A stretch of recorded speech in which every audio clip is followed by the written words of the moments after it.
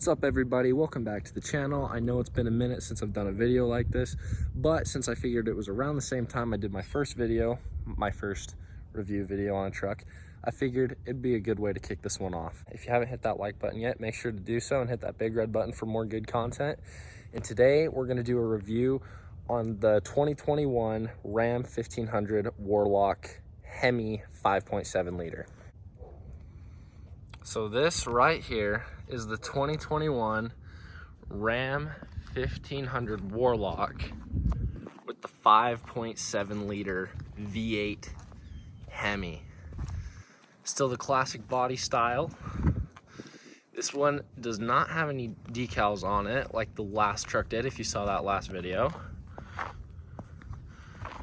But in this video, I'm going to go over the cool features, the exterior, the interior, as well as the engine, some aftermarket accessories that are on my specific truck, and what you can expect if you decide to purchase a Ram like this of your own.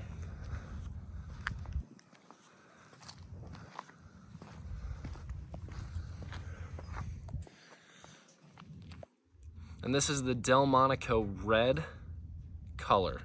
Let's start by looking under the hood. So right here is the engine bay for the 5.7 liter V8 Hemi. Right there is your engine. And as you can see, there's not as much room here in this engine bay as there was in the V6 Warlock. However, this is a much larger engine. So the power output on this truck right here is 395 horsepower and 410 pound-feet of torque. I have no aftermarket accessories done to the engine. I've been thinking about a cold air intake. I think that might be something cool to do, maybe in the near future. So as you can see, this is all from the factory. Now let's take a look at the inside of the truck.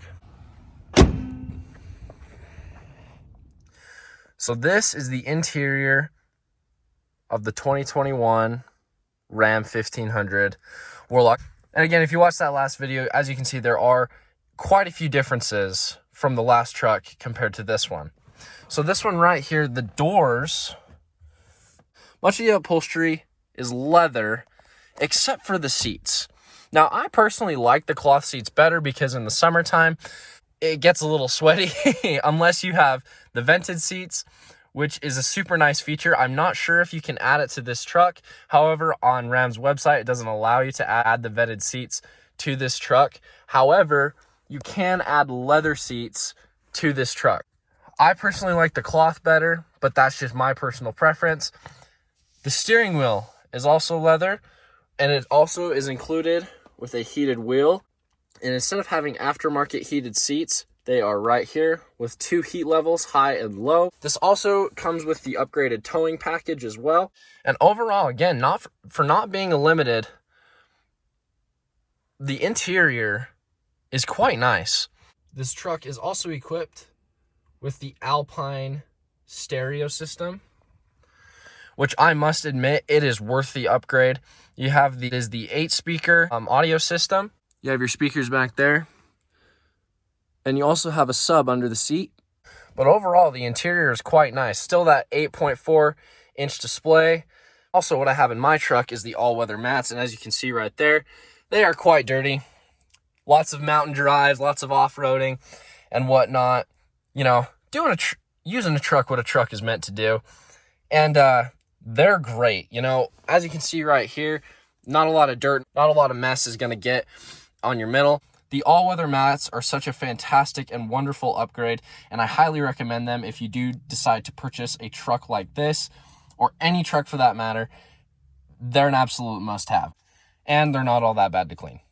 Right here, you also have your 6th seat, which fits 6 people. And yeah, this is the front interior of the truck. Also, as you can tell, the visibility isn't going to be much different from any other classic body style Ram that you decide to purchase. The visibility is still really good. I feel like in a lot of vehicles, this specifically blocks your view In here, I have no problem with this right here. You have the towing mirrors. They also flip out. And it's kind of nice to have that extra mirror on the side. So if someone's in your blind spot, you can see them pretty good. However, when it comes to the back, I have some pretty dark tint on my back windows, so it gets a little hard to see at night. However, the visibility still isn't bad. It's actually pretty good. And I never find myself having to look in every single direction, just trying to switch lanes, which I understand a lot of people have problems with. But in this truck, it is pretty dang good. So now that we checked out the front, let's hop into the back. So the back seat isn't going to be that much different from any quad cab Warlock that you decide to purchase. Pretty basic for the most part. These are plastic. It's not the leather like the front.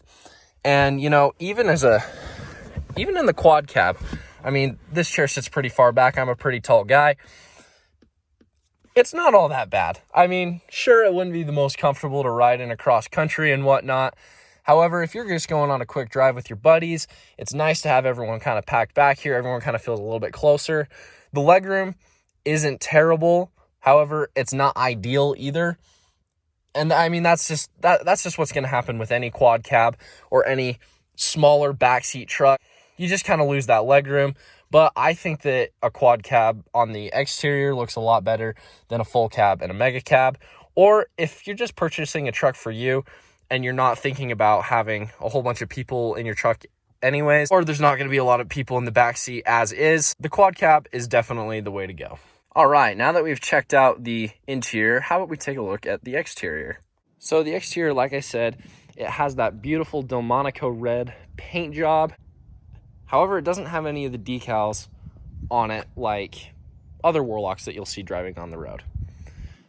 This just looks like a classic 1500 pickup truck. No one would be able to tell that this is a Warlock just by looking at it.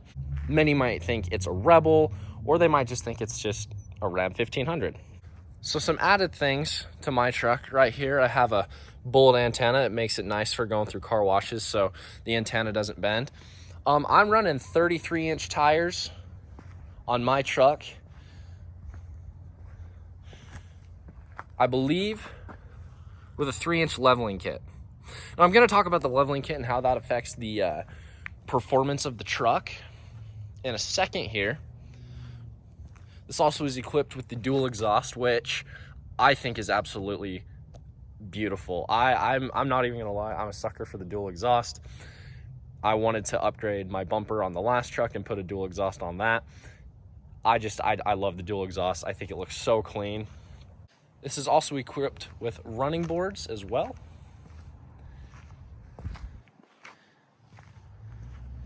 And a 24-gallon gas tank. Now with the leveling kit, like I said, it's a 3-inch leveling kit. I believe it personally makes the stance of the truck look a whole lot better. You know, if you see a lot of stock Warlocks on the road, they look great. However, with the front end down, I personally don't like the look as much. So I would highly recommend that you add somewhat of a leveling kit to your truck to give it just a more bold, better stance. And as you can see, I have a little bit of an offset on my tires as well. And right here, as you can see, you got that Hemi 5.7 liter badge. So now that we've gone over the exterior of the truck, let's hop on the inside and let's talk about the performance of the truck. However, before that, I'm getting a little ahead of myself. We need to do a cold start. I wouldn't necessarily call it a cold start because it's been on a little bit. However, it's still fun to do, so here we go.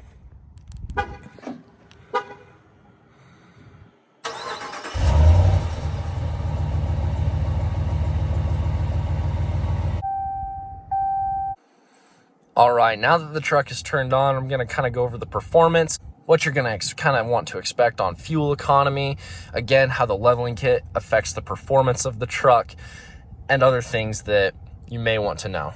So it's been a little cold here in Utah, and this is the first nice day that we've had to film a video here, but as you can see here, my tire pressure light is on, so I need to go get that checked.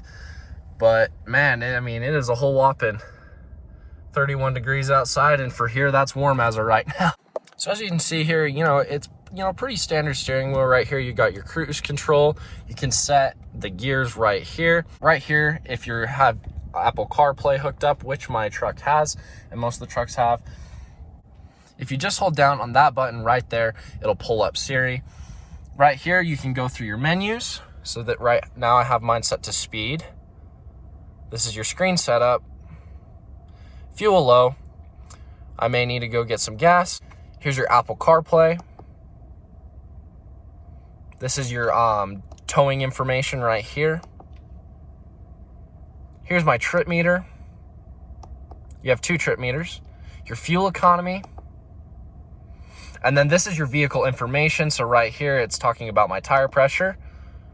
You have your transmission temperature, oil temperature, oil life, gauge summary, and your engine hours.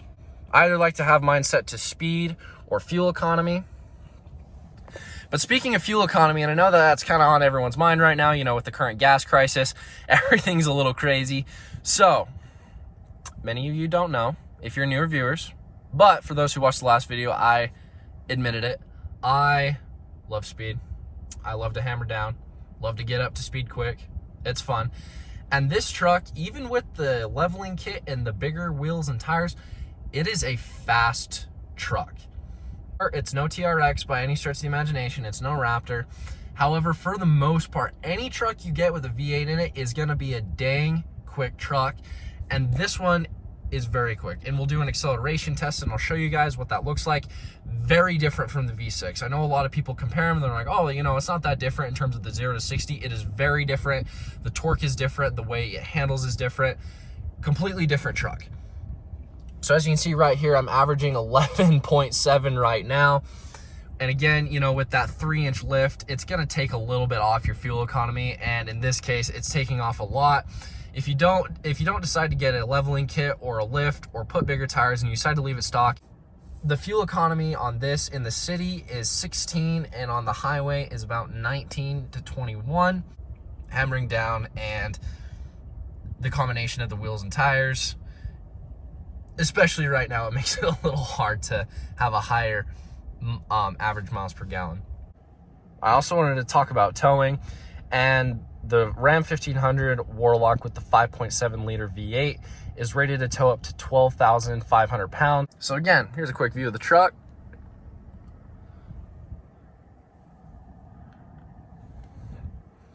And now let's go do a acceleration test.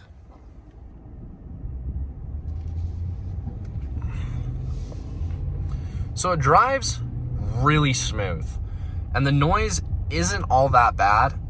In fact, it's fairly quiet in here. You know, I don't find myself having to yell if I'm ever with friends, but even on the freeway, I mean, I can hear everything super good. And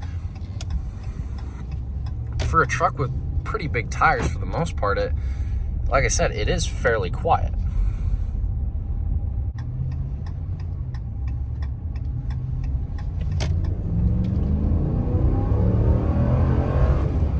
So it accelerates quite fast, you know, and that's one of the things I like about it.